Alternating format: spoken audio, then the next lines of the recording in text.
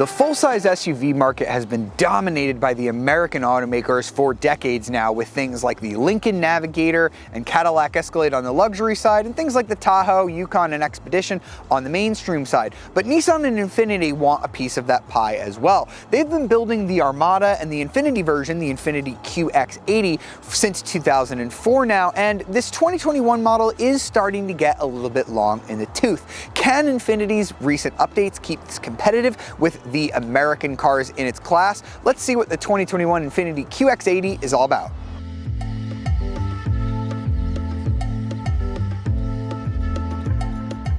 So let's start with an exterior walk around of the Infiniti QX80. So people in other markets may not be familiar with the Infiniti brand. This is based on the Nissan Armada full-size SUV, otherwise known as the Nissan Patrol in markets like Dubai and other things like that. So it is a very large vehicle. This model, the second generation of the QX80, came out back in 2010. It was facelifted in 2014, and then again, it got a second facelift in 2018. And I think that second facelift made it much more attractive. Nobody can accuse Infiniti of building ugly cars right now, including this one. I think this is a very attractive full-size vehicle, right up there with things like the Navigator and Escalade.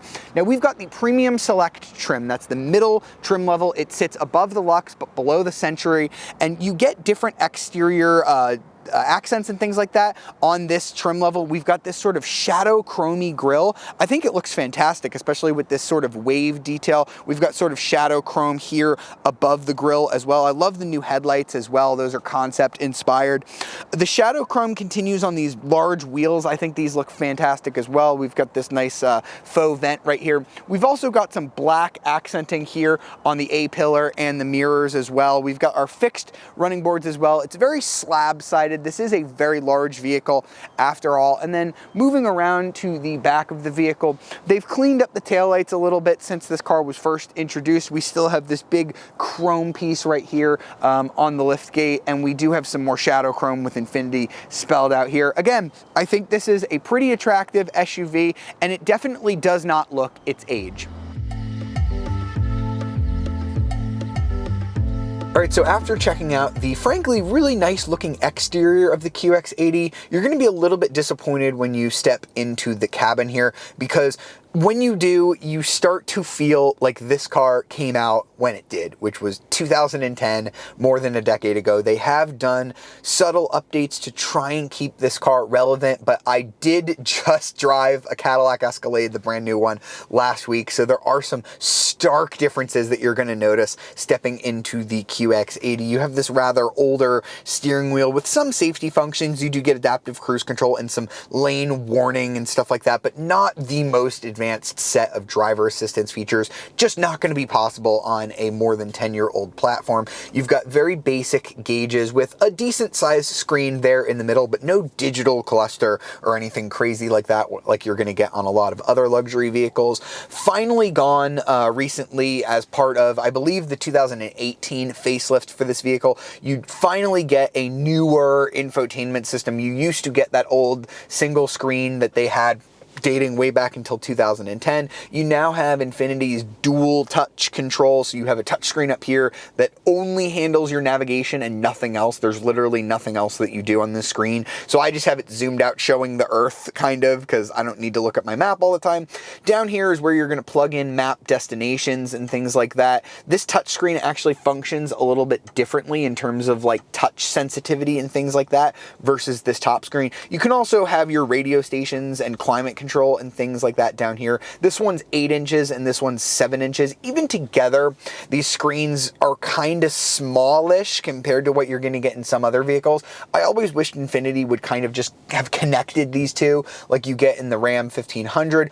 And also, I will say the Armada, the Nissan version of this car, just got a facelift for the 2021 model year, and it has this really big, nice screen in it, single screen, but it has wireless Apple CarPlay CarPlay, whereas this you still need to plug in down here in either the USB or USB-C devices to get your Apple CarPlay or Android Auto. So that's a little bit dated compared to some other models in this class, although I will say this infotainment is still better than what you're going to get on the Lexus LX 570.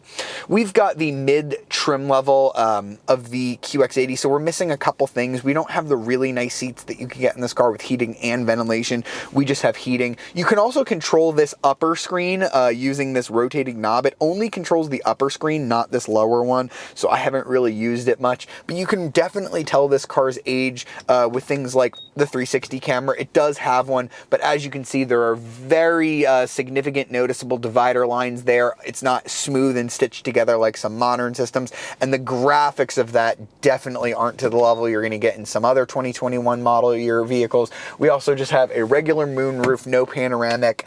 Some of the buttons and switches up here definitely feel their age, and I do want to point out there is one big update for the 2021 model year in here. Infiniti sent me an entire email about it. It is this rear view mirror right here. You flip this switch and it becomes a camera. Very cool. We've seen it in a couple other cars, you know, from GM and Toyota. Not that this is new. This did have it last year, but it's a little bit bigger on the 2021 model.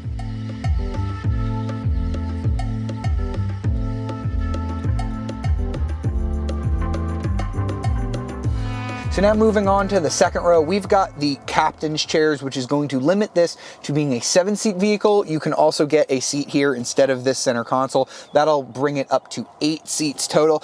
I kind of like the center console, I guess. You get cup holders in it. You also get some storage area as well. It'll maybe stop the kids from fighting between each other, but again, you're gonna lose that seat there. These seats are quite comfortable. They almost feel similar to the front ones, but they don't have heating or ventilation or anything special like that. They also don't slide forward or back. So we have 41 inches of legroom, which is actually really good, very spacious back here, but I would like it if these seats slid a little bit more. We do have a handle here that lets you recline back just a little bit, which is quite nice, and we do have lots of air vents scattered around this back seat with our own climate controls and USB ports, which is quite nice, but these air vents do kind of look like they came out of a vehicle from last decade, not this one.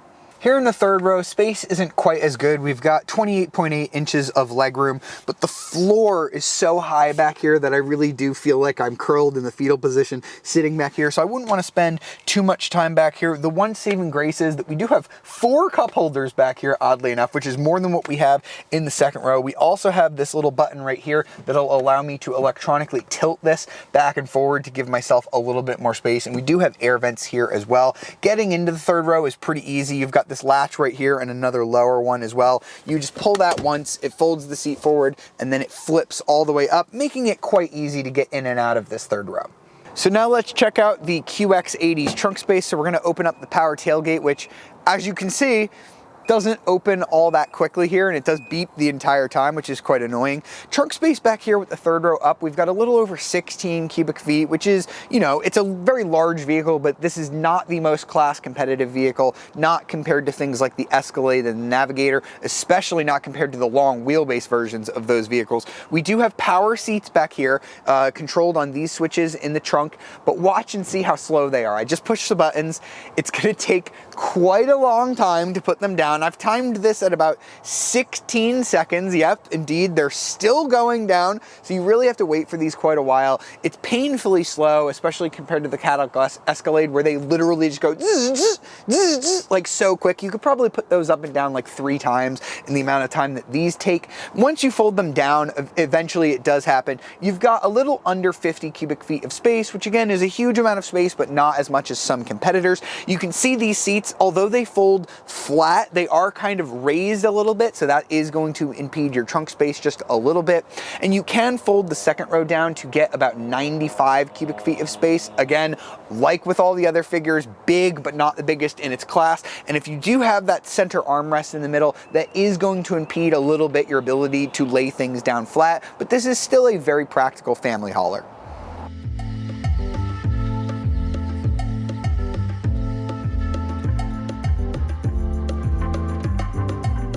All right, so now it's time to get the QX80 out on the road. This is the first time I've actually put one of these vehicles to film, although I have driven QX80s in the past. Now, we have the same engine that we've had for a really long time in this vehicle. Of course, they've made subtle updates to it along the years. It's a 5.6 liter V8 engine, old school, in the QX80. That's really the only kind of powertrain that you're gonna really get in a big full-size SUV like this. It produces pretty good numbers nowadays, 400 horsepower and 413 pound-feet of torque. Now, those are pretty good numbers, but in the luxury space, you know, you're gonna be getting comparable numbers out of things like the Cadillac Escalade and the Lincoln Navigator, if not a little bit more. Now, you used to get a 7-speed automatic transmission that Infiniti offered for many years. They've now updated that to this 9-speed automatic transmission. It's shared with some other Nissan models, you know, obviously the Armada on which this is based,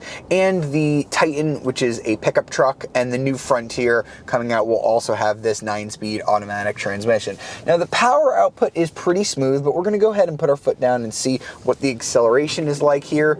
Big vehicle, growly V8. I'm not putting my foot down all the way. We're going through a bend in quite a big vehicle here. 7.1 seconds is going to be your 0 to 60 time on this vehicle. Not that it matters in a big vehicle such as this, but I do want to point out that 7.1 seconds is about a second slower than what you're going to get on the Escalade, and it's a lot more than a full second slower than the new turbocharged Navigator. So this is definitely not one of the quickest vehicles in its class. And the downsides of having this slightly older engine, this 5.6 liter V8, is going to be your fuel economy. It is not great by any stretch. You're going to be getting 14 in the city, 20 on the highway, 16 combined. That's if you're getting a rear-wheel drive QX80. We have a 4-wheel drive model, so you're going to be seeing a little bit less, 1 in each category, 13 in the city, 19 on the highway, and 15 combined. I've been averaging 13.8 so far, so you're definitely going to be getting a lot of stops to the fuel station in this QX80 here. But there is one big benefit of this big bruising V8 in this vehicle, and that is going to be your towing capacity. Infiniti says that the QX80 can tow up to 8,500 pounds, which is a really good number. That's less than what you're going to get from the Lincoln Navigator with its EcoBoost engine, but it is actually more than you're going to get in the brand new Cadillac Escalade. So despite this car's age, it is still quite good at towing your boat. Now, at this point in the video, I want to sum up how the QX80 drives and point out a few misconceptions and break down a few things here. So this definitely drives like a vehicle that came out in 2010, and you can really feel that with things like the steering. It's quite heavy, it's quite vague, it's not nearly as precise, as light, and as good feeling as something like the Navigator or the Escalade. The ride is not bad, I'm gonna be honest. So the Escalade is a very nice riding car, as is the Navigator, but I'm not feeling all jouncy and crazy in this vehicle. It doesn't have nearly the same amount of control as those newer full-size SUVs, but it's not bad either. It is still very quiet in here. This car just really irons out bumps. It has a very comfortable suspension and things like that. So it is still a very luxurious item, but I think that this QX80 is just showing how much innovation has been made in this full-size segment, how much refinement to make them drive like smaller vehicles that you really just don't find here, that you do find in the American options like the Navigator and Escalade. They just offer that drivability that you didn't used to get. This does feel like a big, luxurious truck. I think that overall, I'd probably rather have this than the Lexus LX 570, which also feels very outdated, but again, is a lot more expensive than the QX80. So if you're really just searching for that Japanese full-size option, this still exists, and the Lincoln Navigator and Cadillac Escalade are never going to have that air of reliability that Japanese automakers get, but I think that they are the superior product, at least nowadays in 2021.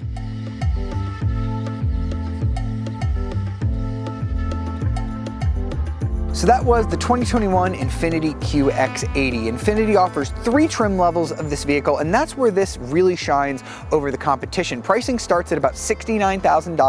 $80,000 is going to get you the top trim level, and then you need to add $3,100, which kind of seems like a lot to me, to get 4-wheel drive. So you're looking at about $83,000, $85,000 fully loaded, which is a lot less than something like a Lincoln Navigator or Cadillac Escalade, which can both exceed $100,000, as can the Lexus LX 570. So this is kind of the cheapy option in the luxury segment. There is a problem with that thinking though. If you want the best value in full-size vehicles, why not get the Nissan equivalent of this car that just got facelifted for 2021? The Armada costs between $52,000 and $68,000. So even for the platinum trim level of the Armada, which gets you nicer stuff than what we have on this mid-level QX80, you're going to be spending less than $69,000, less than what you're going to spend even on the base Infiniti. And if you're willing to sacrifice the luxury dealer experience, I think the Nissan Armada is actually the better vehicle of the two right now.